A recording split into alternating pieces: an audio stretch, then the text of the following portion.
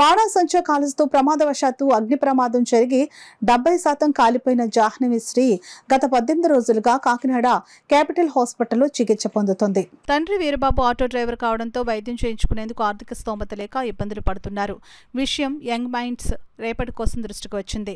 వ్యవస్థాపక అధ్యక్షుడు వాకాడు చిన్న మాస్టర్ హాస్పిటల్కు వెళ్లి చిన్నారిని వారి కుటుంబ సభ్యులను పరామర్శించి వైద్యులు డాక్టర్ సందీప్ జాహ్నవిని పరిస్థితిని అడిగి తెలుసుకున్నారు. చిన్నారి జాహ్నవి శ్రీకి వైద్య ఖర్చులకు ఆర్థిక సాయం అందించాలని పిలుపునివ్వగా సభ్యులు అంతా స్పందించి 70,000 రూపాయలు సమకూర్చారు. Sankranti foundation chairman Padmashri doctor Sankurathri Chandrashekar చేతుల మీదుగా ఆర్థిక సాయం చెక్కును జాహ్నవి శ్రీ తండ్రి వీరబాబుకు అందజేశారు. ఈ సందర్భంగా డాక్టర్ చంద్రశేఖర్ జాహ్నవి శ్రీని పరామర్శించి రోజా పువ్వు అందించి త్వరగా కోలుకోవాలని ఆశీర్వదించారు. అనంతరం Padmashri doctor Chandrashekhar, doctor Sandeep, young minds chairman Vakada Venkataramana, చిన్న మాస్టర్ మీడియాతో మాట్లాడారు.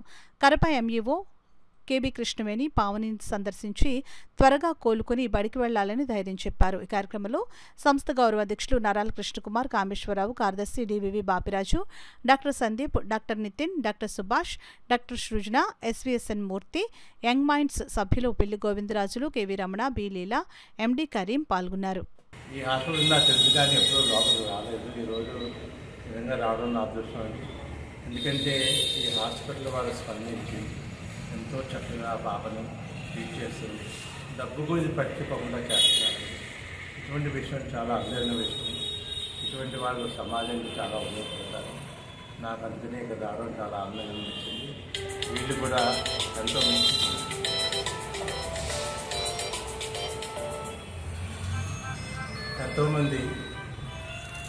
ముందుకు వచ్చి ఎంతో కొంత సహాయం చేశారు.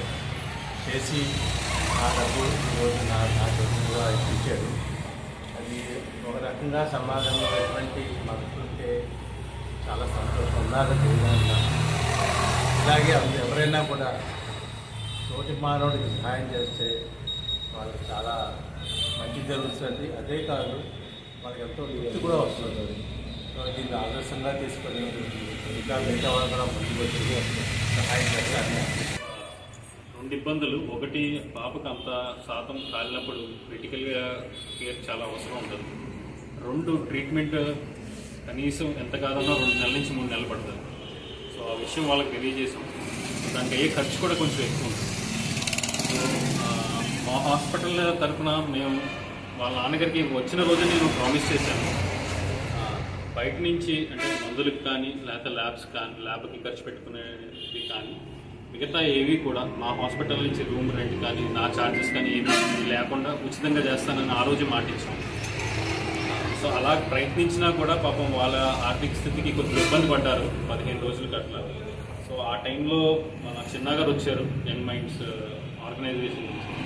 సో యాక్చువల్గా మేము పర్సనల్గా అయితే నేను ఆయనకి ఏం మెసేజ్ పెట్టలేదు. ఆయన అంతటా ఆయనే ఫోన్ వాట్సాప్ గ్రూపుల ద్వారా ఆయన చూసుకుని ఆయన రావటం జరిగింది. ఇప్పుడు ఇంచుమించుగా ఒక 70,000 దాకా కలెక్ట్ అయిన అమౌంట్ అమ్మాయికి సహాయం చేశారు. డెఫినెట్గా సీఎం రిలీఫ్ ఫండ్ ఇవన్నీ కూడా ట్రై చేస్తానన్నట్టుగా చెప్పారు. సో అందరం కలిసే కష్టపడుతున్నాం. ఇవాళ ఇంత నిస్వార్థంగా జస్ట్ ఒక మెసేజ్ చూసి ఇంత స్పందించడం అన్నది చాలా అరుదుగా జరిగింది. యంగ్ మైండ్ సభ్యులందరికీ కూడా చెప్పి పాపకి ఏ విధంగానైనా సరే మనం ఆర్థిక సాయం చేయాలి, ఆదుకోవాలని చెప్పేసి చెప్పగానే గ్రూప్లో పెట్టగానే మా వాళ్ళందరూ స్పందించి ఇమీడియట్లీ ఒక 70,000 రూపాయల దాకా మా వాళ్ళు ఇచ్చారండి. ఇస్తే అది మా గురువు గారు చంద్రశేఖర్ గారు, పద్మశ్రీ సంక్రాంతి ఫౌండేషన్ చంద్రశేఖర్ గారి చేతుల మీదుగా ఇవ్వడం అన్నది కూడా మాకు చాలా ఆనందదాయకం అండి. అలాగే డాక్టర్స్ కూడా ఉచితంగా వాళ్ళు ఫ్రీగా రూమ్స్ కానీ లేకపోతే కన్సల్టేషన్ ఫీజు కానీ తీసుకోకుండా మరి వైద్యం చేస్తున్నారండి. మరి ఇదే విధంగా పాపకి ఇంకా కూడా 5-6 లక్షల దాకా ఖర్చు అవుతాయని చెప్పేసి చెప్తున్నారండి ఈ యొక్క 3 నెలల 4 నెలల ట్రీట్మెంట్కి. ఈ విధంగా మరి సీఎం రిలీఫ్ ఫండ్ నుంచి కూడా మేము ప్రయత్నం చేస్తామని యంగ్ మైండ్స్ తరఫున